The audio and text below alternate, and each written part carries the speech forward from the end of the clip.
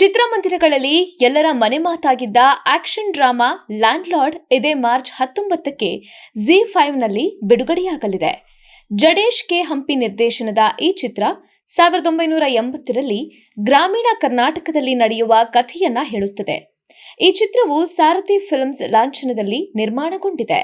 ಈ ಚಿತ್ರದಲ್ಲಿ ದುನಿಯಾ ವಿಜಯ್, ರಚಿತಾ ರಾಮ್, ರಾಜ್ ಬಿ ಶೆಟ್ಟಿ, ರಿತನ್ಯಾ ವಿಜಯ್, ಉಮಾಶ್ರೀ, ಭಾವನಾ ರಾವ್, ಸಂಪತ್ ಮೈತ್ರೇಯ ಮುಂತಾದವರು ನಟಿಸಿರುತ್ತಾರೆ. ಇಂತಹ ಒಂದು ಬಹುತಾರಾಗಣವನ್ನ ಹೊಂದಿರುವ ಚಿತ್ರ ಈಗಾಗಲೇ ಪ್ರೇಕ್ಷಕರ ಗಮನ ಸೆಳೆದಿದ್ದು ಇದೀಗ ZEE5ನಲ್ಲಿ ಬಿಡುಗಡೆಯಾಗ್ತಿದೆ. ಚಿತ್ರದಲ್ಲಿ ತನ್ನ ಪಾತ್ರದ ಕುರಿತು ಮಾತನಾಡಿದ ನಟ ದುನಿಯಾ ವಿಜಯ್, ನಾನು ರಾಚಯ್ಯ ಎಂಬ ಪಾತ್ರವನ್ನ ವಹಿಸಿದ್ದೀನಿ. ರಾಚಯ್ಯ ಒಬ್ಬ ಅಂತರ್ಮುಖಿ, ಹೆಚ್ಚು ಮಾತನಾಡದೆ ಒಳಗಿನ ಭಾವನೆಗಳನ್ನ ವ್ಯಕ್ತಪಡಿಸುವ ಈ ಪಾತ್ರ ನನಗೆ ಒಂದು ಸವಾಲಾಗಿತ್ತು. ಇದೀಗ ಈ ಚಿತ್ರವು ZEE5ನಲ್ಲಿ ಬಿಡುಗಡೆ ಆಗ್ತಿರೋದು ನನಗೆ ಸಂತಸ ತಂದಿದೆ.